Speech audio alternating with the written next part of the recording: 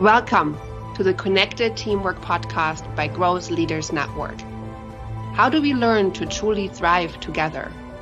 How do we stay connected to our authentic selves, each other, and our purpose as a team, especially when challenged?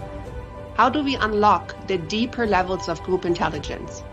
Enjoy this episode of the Connected Teamwork podcast and learn practical tools to evolve the connectedness of your team to its next level.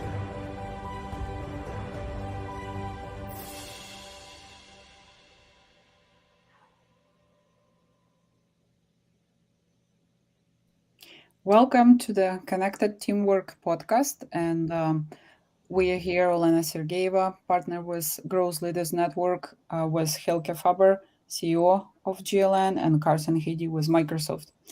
Happy to have you here, Carson and Helke. And today's topic, as we are exploring the defining and challenging moments and elements of teamwork, is managing commitments. So we're going to talk about commitments and what happens with them when we work in a team. And before we do that, let's do a brief check-in. How are you feeling and your intention for today? And I'll start. I feel I love meeting with you every Monday and talking about these themes.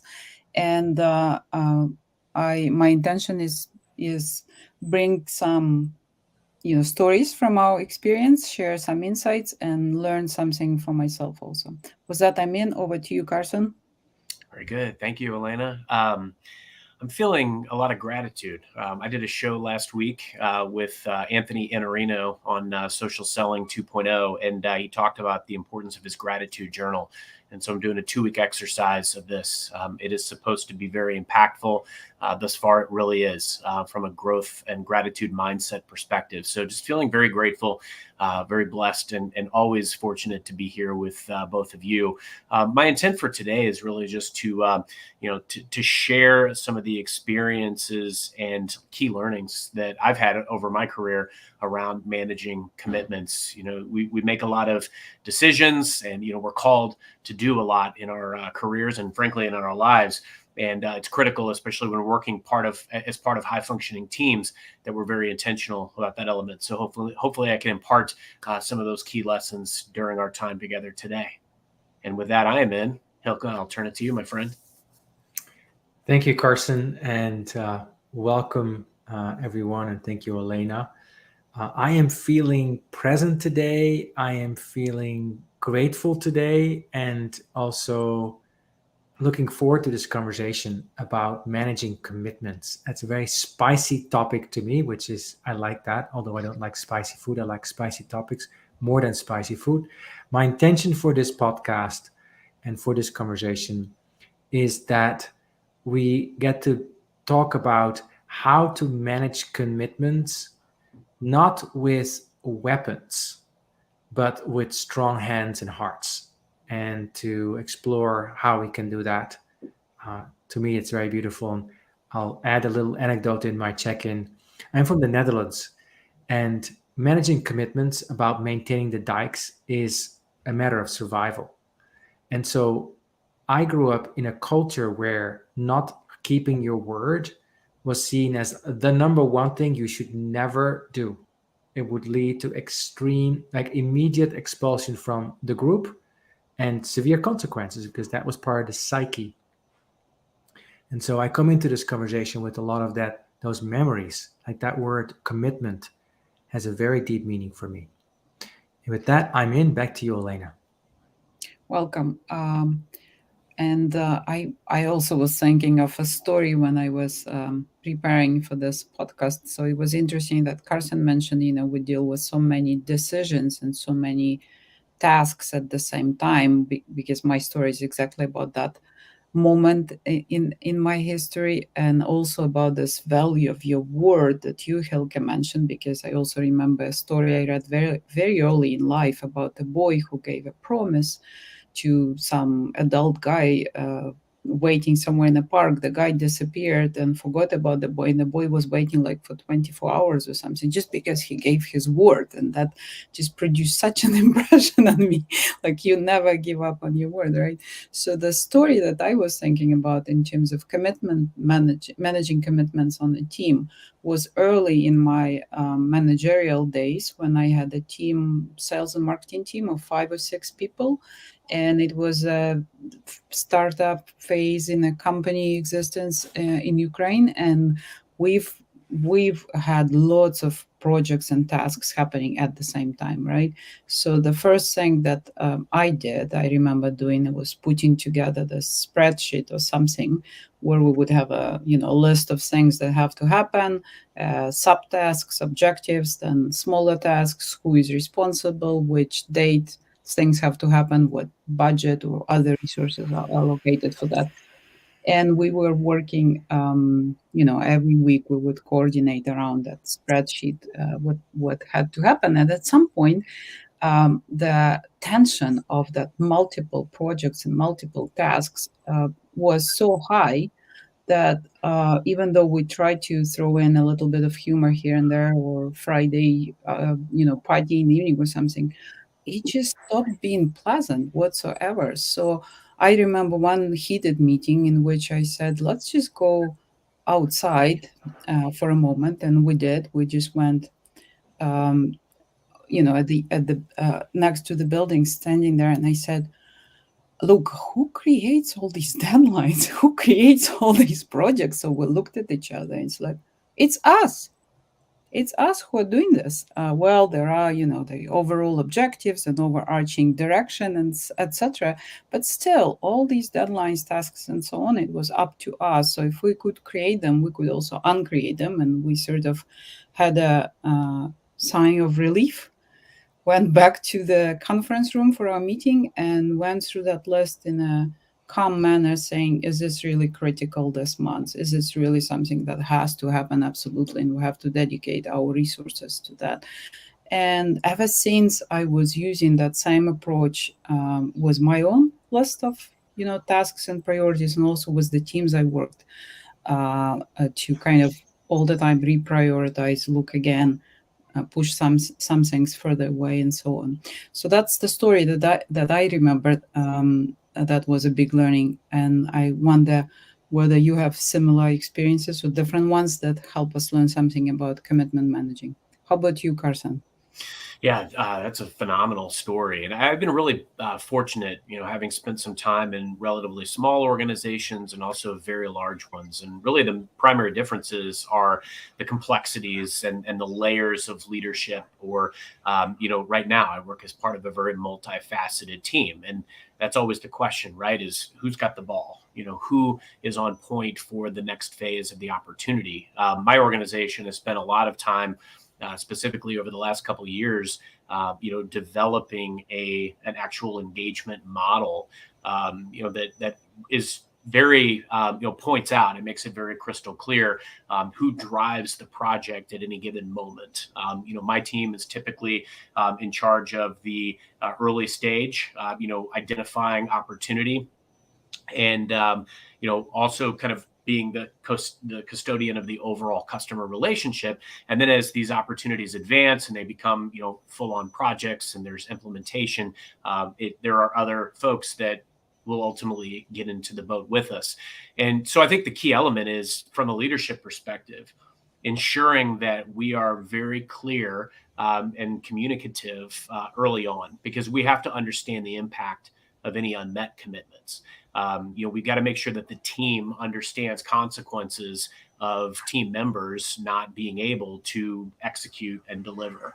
And we also have to be fully cognizant that every one of these people, myself included, we're pulled in a lot of different directions.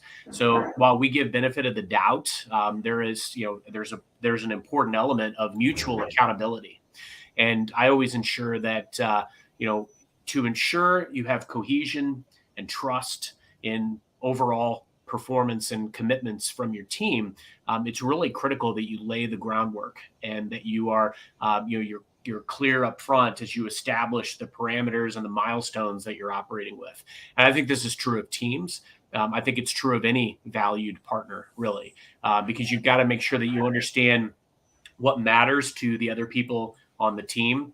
I spend a lot of time really understanding their framework, how they're compensated, how their KPIs work, so that I can understand and put it in their terms. Because when you're making sure that a milestone is still of mutual agreement, you've got to make sure that you're speaking their language. Hey, I want to make sure that this is still top of mind for you. What value can I deliver?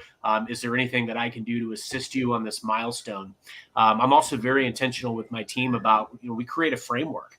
And so every day before I get sucked into all of the minutia and some of the other tasks that I have to do, or email or whatever may have you, I'm going down this list every single day, and I'm asking myself, is there a key milestone? Is there a partner I need to ping? Is there someone that I need to engage to ensure? And is there something that is sitting squarely on my shoulders that I need to act on? And then the last thing I would say is really just having that communication framework as well. We use Microsoft Teams. I know that there's a lot of platforms that are out there, but technology gives us a lot of great capabilities to very quickly give attention and visibility to what is the upcoming milestone. Where are we with this? You can engage people in open forums and get the visibility around where you are and what you need to do. And then they can respond in that same forum, so that if there's any other folks that need to jump in and pick up the baton, they're all there. Hopefully that's helpful. Hilke, I'd love to get your thoughts. Yeah, thank you. I really resonate with this being aware of what's happening around you. And also what I want to share about is managing commitment starts with making a commitment, right? And the question to me is, what's the place from which we make these commitments? Like, what are we doing when we say yes? And are these commitments in balance? I have a very old-fashioned kind of technology on my desk, or when I'm traveling, in my notebook, and it's like a piece of paper. If you're looking at this, it looks like this. It's basically a piece of paper with columns, with little headings that have different areas of my life that I'm committed to, like alignment, well-being, like serving clients, like marketing, like accounting, like taking care of Hilke, like learning, making sure I'm taking care of family and friends. These are all commitments. These are meta commitments that I've made. So I make sure that I stay in balance. I have things that I have to do every day underneath each of those. And I basically, I create little circles and say, this is where you're going to focus today. This is not where you're going to focus today. That gives me a sense of balance inside. Now, that is like one of the first things that I do when I enter my office. I make my balance sheet to manage my commitments, my commitment balance sheet. Yeah. Then the question is, then how do I manage commitments in a team? Because we are all people with things happening in our lives. And this is where this distinction of managing with the sword or with the hand and the heart comes in, right? Coming in from the mindset of this, my teammate hasn't delivered. Why haven't you? And I've been in this chair many, many times. Why haven't you? And I make this person wrong and so on. And then because I make them wrong, I will try to punish them subconsciously by giving them even more to do, if I have that kind of power, or ask them to fess up, as opposed to asking in a much more clean way. Tell me, what did you commit to? What did you make? Was the promise that you made to the team? Okay. What did you do instead? Okay. All right. So what's your confidence on a scale from 1 to 10 that you're going to be able to deliver this commitment within a different time frame? Or do you want to renegotiate? What makes sense for you? And then I also, as teammate, make a decision. Do I actually want to engage in this contract with this person? Like, if I'm sailing a boat and somebody's sitting at the jib and the person says, well, no, I'm not able to pull the jib, then I don't want this person on the jib, because somebody has to pull the jib. Otherwise, we're going to capsize and not going to get what we need. So what I'm doing when I manage commitments with my teammates is I spend some time, not always being as formulaic as I just said, just drilling down a little bit. Are we really going to do this? Are you really going to do this? And if not, that's fine too, but then at least I know and I can make another choice. And that to me is very important. Now, that comes back to me. I sometimes don't fulfill my commitments. To me, it's important then that I keep in mind, when do I let the other person know? When do I let the other person know? Do I let them know just 5 seconds before? Well, I had a teacher, Fred Kaufman, who calls that the degree of criminality is exponentially high at that moment, because at that point, you don't give the other person any choice, besides almost no choices anymore, to do something else, because this person is still relying on you. But what happens if I just can tell them as soon as I know that my ability to fulfill this commitment is in danger? Well, that's when I let the person know, and then we're back in connected teamwork. We're trying to figure this out together. And that to me is one of the cores of going from the swords to the hands and the heart. We're in this together, as opposed to you're doing something wrong, or I'm making it impossible for you to succeed by not telling you what I need or what's going on with me. In a nutshell. Olena. Thank you, Hilke. Some things I hear, right, and I'm thinking about is, again, clarity of roles, clarity of expectations, communication, very transparent communication around this, some platform or some way of tracking what we committed to, talking again about it if things do not work the way we want them to work, renegotiating, being very clear about communicating earlier rather than later if something doesn't go right, taking responsibility, right? When you're making a commitment, you do take a responsibility, and expecting others to take responsibility, and maybe agreeing on those standards ahead of time, right? What do we say when we meet? And that's another layer of communication that needs to happen, right? We're going to take a little break, and we're going to continue right after that. You are listening to the Connected Teamwork podcast by Growth Leaders Network. Do you want to learn more about building the next level of connectedness in your team?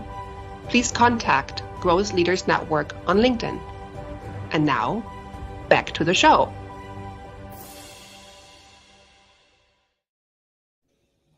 So managing commitments on the team, right, in the teamwork. I was also thinking that something that Hilke said resonated strongly in terms of like being clear to yourself about your most important goals in life, or you call it balance sheet, right? So which things you want to keep track of, right? And which things impact those. And same probably true for the teamwork. When you really know, there are so many, and I can't even imagine Microsoft, for example, how many different indicators and different coefficients or whatever ratios you could possibly track. There's probably a gazillion of those, and many processes happening at the same time. So to me, one of the ways that I worked with my teams is building a very solid understanding of the business. So kind of educating, helping, learning together, how things work, what impacts what, and the causal effect relationship in terms of relationships with the customers, in terms of the market, in terms of the competitors. Because what I found, the more savvy my team members are in terms of the business overall, not just in terms of their function or even their team function, the more, the smarter the decisions will be. And then we know which commitments truly matter, because they're going to have a huge impact, right? And there is a huge risk behind not sticking to that commitment, and which commitments are, let's say, can be more flexible, right? So that's what I was thinking about. And I wonder what comes up for you, Carson. Yeah, it's interesting that I look at scenarios where the prioritization isn't there around managing commitments, right? And what are some of the the typical red flags or maybe common elements? And I've often found that it's because people are prioritizing something else. And so, to your point, Elena, it really comes down to reframing What are the roles and responsibilities? Why is this important? And if you haven't noticed, the way that we've structured these podcast episodes, we're really showcasing the building blocks of connected teamwork, right? So we've talked in the past about how you establish that foundation of trust with your team and that you're transparent and communicative as a leader.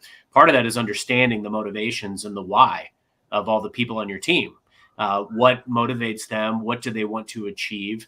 Are they looking to maximize their paycheck, or are they looking to get promoted? Because the way that you're going to ultimately help manage those commitments is going to be very much in line with what some of the motivating factors are of some of the people on your team. If I know that someone wants to get promoted, and I, as a leader and at Microsoft, we're always very focused on impact and outcomes. And it can be boiled down to those two real core pillars. The other element is, being able to go back to these folks. And if, let's say it's a stretch project that they're doing, or it is something that very richly falls in the confines of their role, but they're choosing to prioritize something else, it's making sure that we get back to center. And, hey, I understand you want to do this passion project, or, hey, I understand you've got a lot on your plate, but remember, it's top priority that we make sure to take care of this project or this element or this core component of your role. Or as we agreed in the last conversation that we had about this initiative or this agenda that you're creating for this event or whatever it is, as we agreed, we want to make sure we execute for the customer or for the other stakeholders by X date. Has that changed? Because I think the other key element is you're looking as a leader to create a culture of accountability where team members understand the impact of their commitments and that they're all able to take each other at their word. We're all developing reputation at the exact same time that we're working to manage these commitments. The last thing I want to add on this topic is what not to do. Don't assume the worst and don't take over. We've got to highlight the importance of adaptability with our team in the face of changing circumstances. Hilke alluded to this. Things will shift. Priorities will change. So that's all the more reason why it's important to be very proactive, very communicative, but also show up with grace, because there may very well be a reason why someone is not able to prioritize the commitment the way you see it. But if we show up looking to serve or to help, we may be able to help them get back on track. And that's what we should be looking to do. Thank you, Carson. Hilke?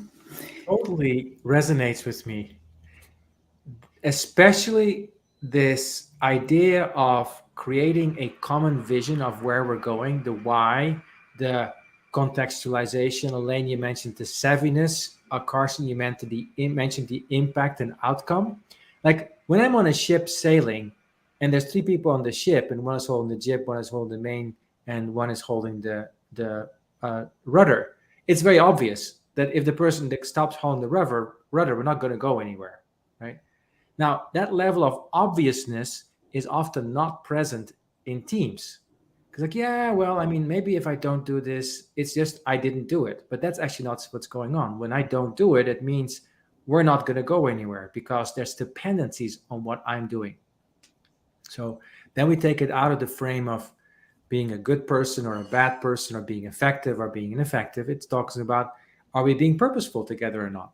So that's why, as a leader, when I see people not following through on their commitments, my first question is, on a scale from 1 to 10, how clear are we on our common purpose and our common goal? Are we really all seeing the same thing?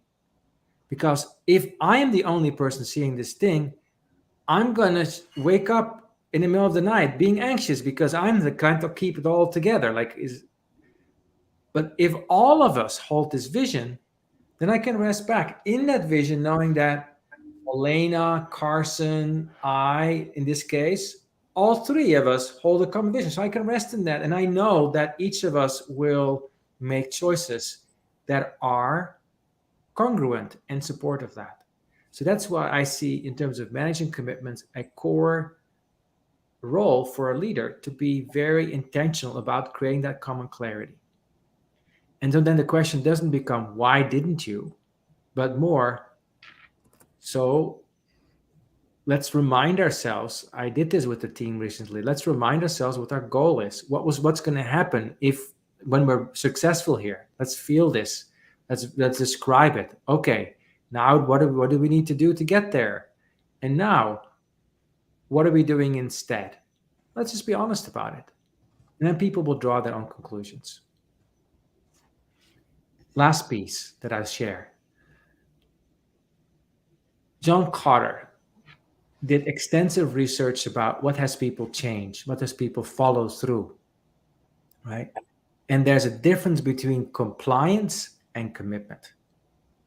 When you are in a process that is all about complying because I said so, most people are going to check out.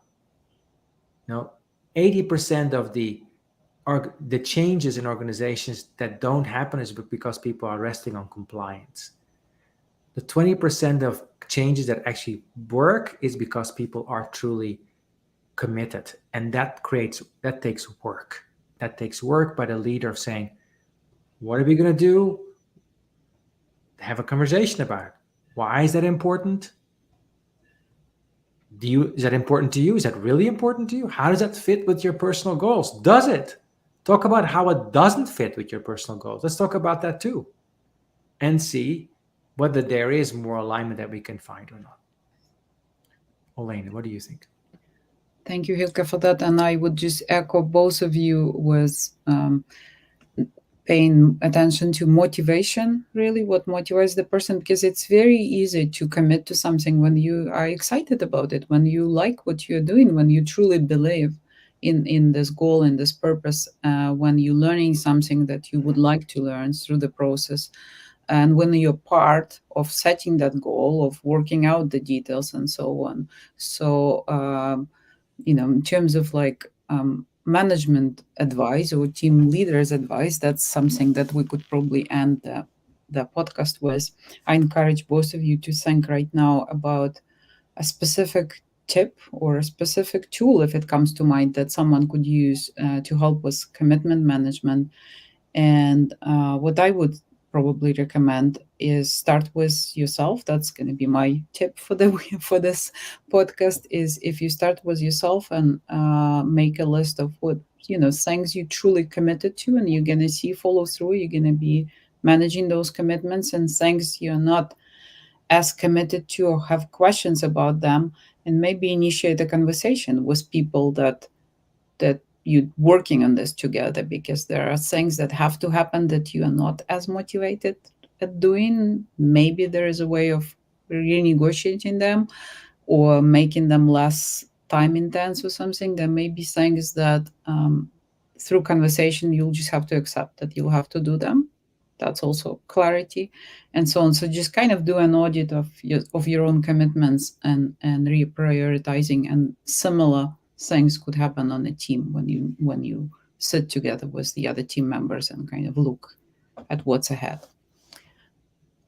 Over to you, Carson. We only have a few minutes, so kind of a minute or two. No, I like that a lot. I'll be quick.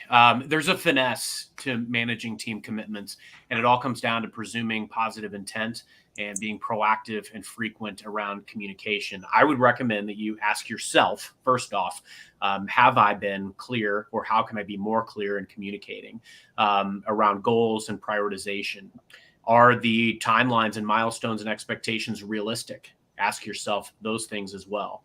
And then make sure that you have the regular check-ins scheduled, that you have some type of system set up for recognition and reward throughout the process. But then also ask your team if, as you set this foundation of mutual accountability, how can that framework best work? What do they need from you to have mutual accountability? If you shoulder some of that burden of accountability, it makes it a lot less you talking at them, and it can safeguard against some of the conflict that can come up later in when you're attempting to manage those commitments. Hilke, what are your thoughts? Well, I'm thinking about diapers, delights, and purpose. So I would say most people don't like changing diapers. There's some that like.